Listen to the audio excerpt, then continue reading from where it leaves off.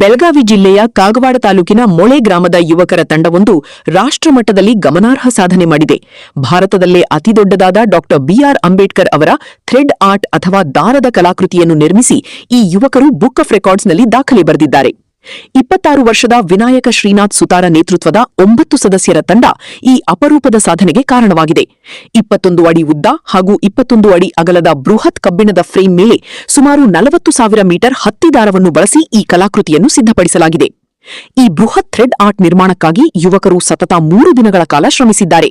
ಇದಕ್ಕಾಗಿ 210 ಕೆಜಿ ಕಬ್ಬಿಣ, 300 ಸ್ಕ್ರೂಗಳು ಹಾಗೂ 48 ಮೀಟರ್ ಬಿಳಿ ಹತ್ತಿ ಬಟ್ಟೆಯನ್ನು ಬಳಸಿಕೊಳ್ಳಲಾಗಿದೆ.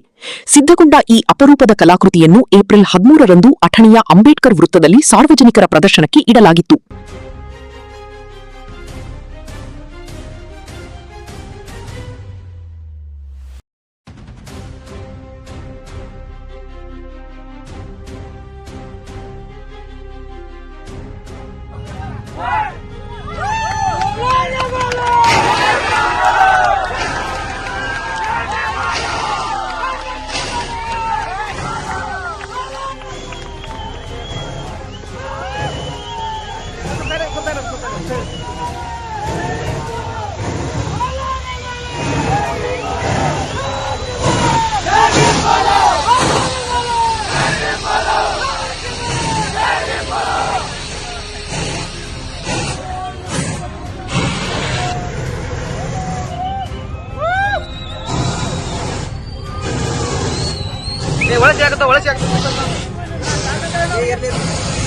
ಒಳಗೆ